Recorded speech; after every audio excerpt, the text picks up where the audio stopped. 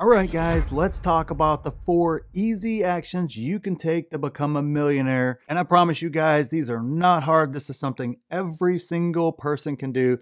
And kind of think of it as like a baseline, kind of like the first layer of things you need to do in order to become that millionaire. And they're not hard to do at all. They're very, very simple. Anybody can do them. So, number one, stop doing what everyone else does. Millionaires think differently than the 1%, and they act differently as well. So the question always becomes, why act like the 99% if you want to be like the 1%, right? So when everybody at work is talking about one thing, generally speaking, if you're over here with the crowd, you're in the 99%, not over here in the 1% thinking differently. So an example, this would be investing, right? Everybody wants to invest whenever the market's at all-time highs.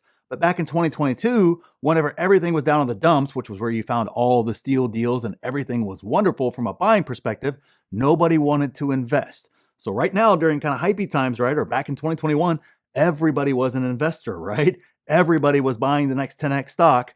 And then in 2022, everybody thought you were crazy for buying stocks because why would you do that? Inflation's at 10%. The job losses are all coming and all this doom and gloom and fear. Well, guess what? You missed out on a fortune if you didn't invest back then. And that is what the 1% does.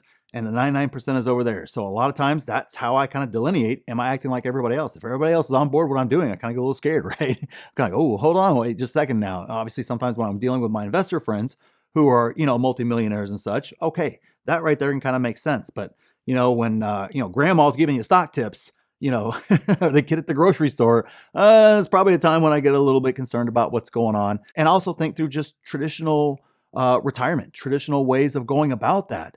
The old ways don't work for most people anymore, but yet most people are still chasing that traditional way because, well, we've all been raised that way. We've all been taught that way. And everybody's still chasing that despite the fact we all kind of know mathematically it doesn't work. If you sit down and do the math, it's not going to work. Some other things that everybody kind of does is they kind of always say, oh, that won't work for me, or my spouse won't do it, or a lot of times we're just simply spending to impress folks who don't care.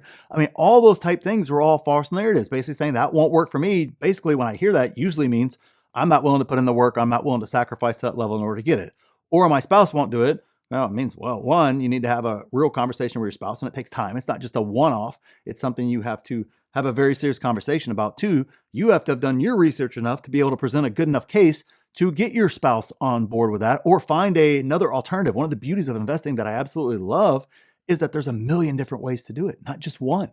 There's a million different ways to invest in the stock market. You can win buying, 10 different stocks than I bought, and both of us can make a lot of money in the stock market. There's not one way. So you can definitely kind of find your way to do there, but it's much easier to do like everybody else and just simply, say, hey, my spouse won't do it and complain about your spouse or whatever else goes on out there and such, instead of actually putting in the work and time to doing that. So number two, understand everything is either an asset or expense. Look, guys, I know there's a lot of debate, a lot of discussion about this, and a lot of people want to get down these rabbit holes and these different nuances and everything else. In the end, on a very basic level, you have to understand that everything in your life is either an asset or it's an expense. It either makes you money or it loses money, right? Your car is an expense. However, it can be an asset as well. But for most people out there, not everyone, but for most, it is an expense because money comes out of your pocket and there's no money coming back into your pocket. And even when you do sell it, you sell it at some magnificent, significant loss. That's not an asset. A house, it can be an expense, but it can also be an asset as well, depending upon whether or not it puts money in your pocket or you have to funnel out money every month in order to invest that. That's why I personally have house hacked for a long, long time now, more than a decade. I've house hacked because I don't like having it as an expense. I like to be paid to live where I'm at. If you're shoveling out a mortgage and insurance and taxes and maintenance costs and all those other sort of things like that are all coming out of your pocketbook every month, that is not an asset. That is an expense. Now, it can be an asset in terms of maybe holding value, some other things of that nature, but ask all those folks who can't retire despite the fact that they have a paid off house because it's not putting any money in their pockets. It's taking money out of their pocket despite the fact they have it paid off. That to me is how I choose to view assets. It is either making me money or it loses me money. I'm sorry, I know that goes against, again, traditional narratives, right? I'm trying to give you guys what the 1% thinks, not what the 99% thinks. 99% thinks, oh, my house is an asset no matter what. It's not, guys. There's lots and lots of, baby boomers out there who are trying to retire or can't retire despite the fact they have a paid off house and some other assets like that, because it's not putting money. It just costs them money. And on top of that, we all know the cost of housing's rising, right? Just the cost of doing business, the cost of getting your AC fixed. And they never last, right? It seems like that quality of appliances and everything else is going down and down and down. Everything's lasting less and less and less, but yet it costs more and more and more to maintain. I love that no matter what happens, as those costs rise, so do my rents. And those folks are all paying into me, so that a way I can put money in my pocket in regards to my house. I'm not saying you can't have expenses, but when we're looking at that 1% there, they simply make sure that their assets, in terms of money that puts in their pocket, far outweighs those expenses.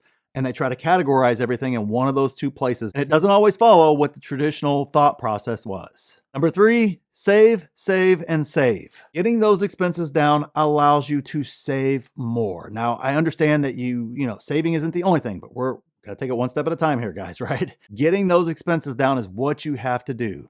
Make the first instinct on every financial decision you make, how can I save from this, instead of how can I spend it, right? Most people can tell you what they want to buy. Hey, if I got a raise, I would buy this. Hey, if I ever made $1 million, I would buy that, right? We've all had those conversations all the time. We've all done it too, right? Said, hey, if I did this, I'm going to buy that. It is just culturally the way that we think, but it is backwards. Instead of trying to figure out, hey, I got a raise, how the heck do I save this? How do I keep that how do I put that in my pocket, right? Instead of having it come out of my pocket, we almost always default to, oh, wow.